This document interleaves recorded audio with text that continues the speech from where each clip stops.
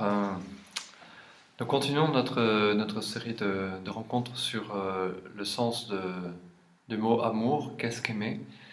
Et nous allons avec Saint Paul réfléchir à ce que veut dire que l'amour ne se gonfle pas d'orgueil. Si nous voulons aimer plus, il nous faut apprendre à quitter l'orgueil, qui est un obstacle très grand à l'amour. Et il détruit les relations entre les personnes. Et si nous voulons apprendre à aimer, il est nécessaire de devenir humble, humble comme Jésus, humble comme Marie. Premier point, qu'est-ce que l'orgueil? L'orgueilleux souffre d'un amour excessif de lui-même, pouvons-nous dire. Il se croit d'une certaine manière supérieur aux autres, et en français on utilise beaucoup de mots différents pour parler de l'orgueil.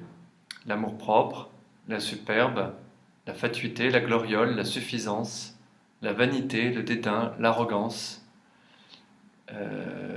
L'orgueil a en fait deux facettes, l'égoïsme et l'indépendance. Premier point, l'égoïsme.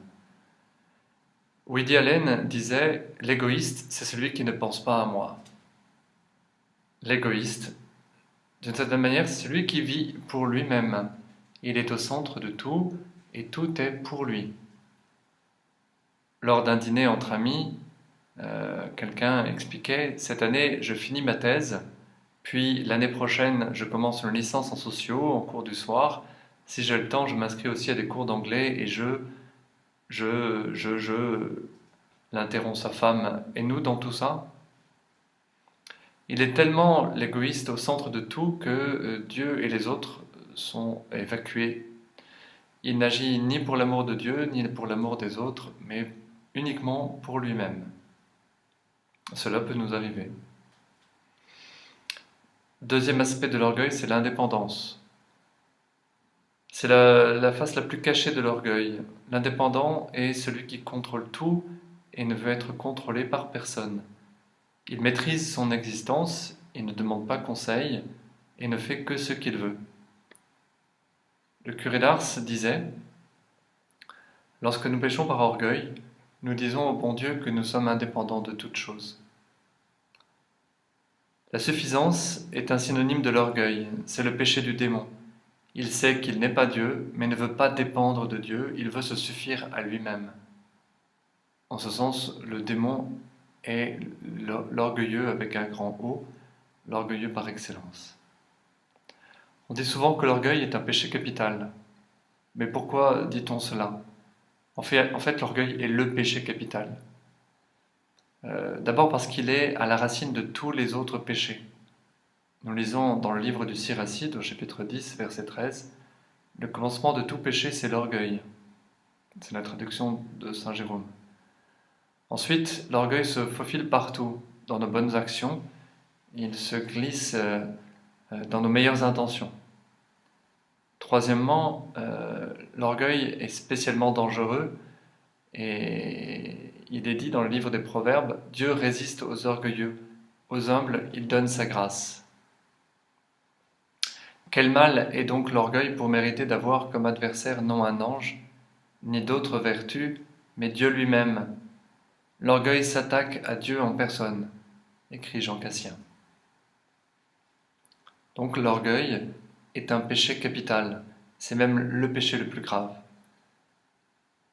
C'est pourquoi un juste amour de soi est nécessaire. Le Christ nous demande d'aimer notre prochain comme nous-mêmes. S'aimer soi-même, c'est pas forcément de l'orgueil.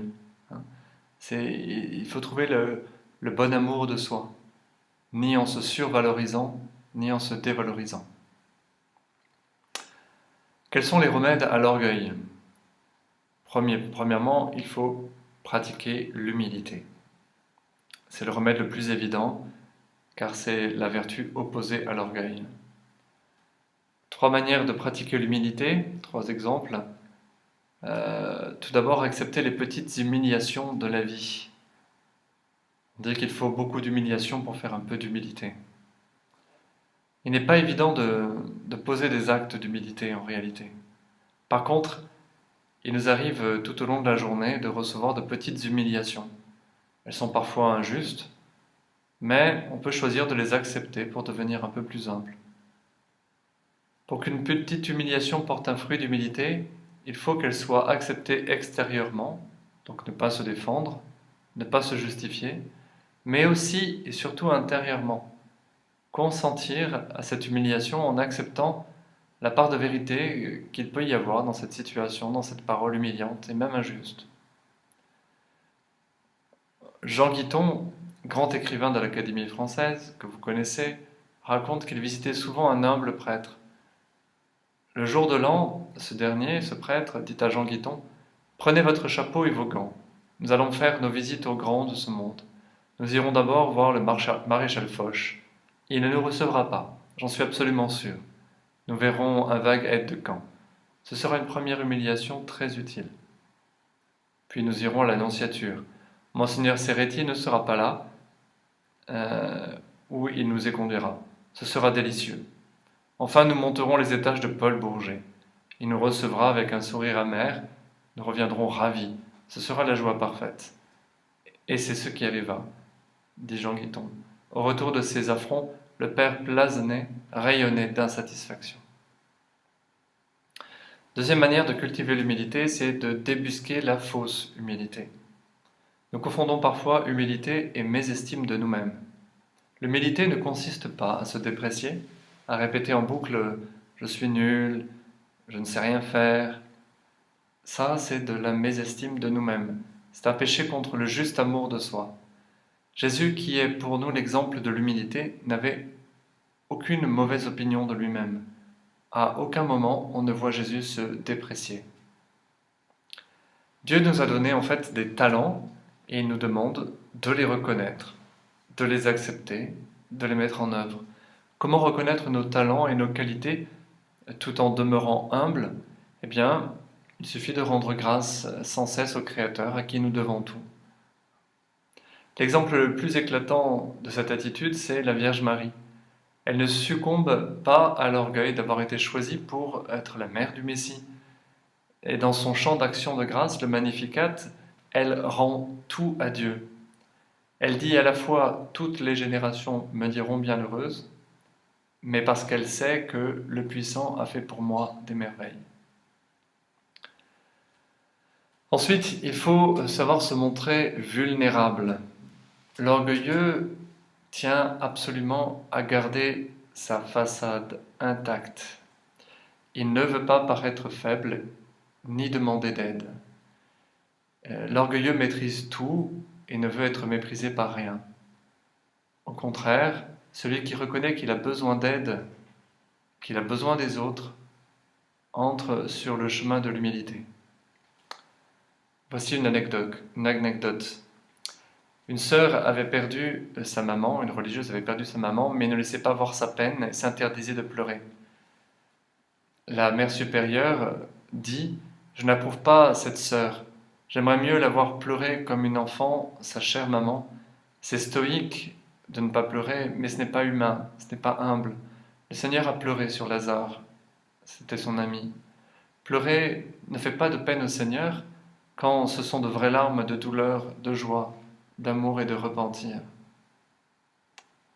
Autre élément. Pour devenir humble, il faut sortir de l'égoïsme.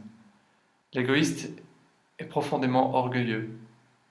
Le meilleur remède contre notre égoïsme est de donner en secret sans que personne ne le sache. Il n'y a pas de remède plus efficace que de donner quand nous sommes seuls. Il ne s'agit pas de donner simplement de notre avoir, mais aussi de notre personne, par un sourire, par un peu de temps, par un peu de notre cœur. Point suivant. Devenir humble en contemplant Jésus-Christ dans sa passion. La vie de Jésus témoigne tout entière de son humilité. Il n'a pas craint de s'abaisser et même de mourir sur la croix comme un malfaiteur.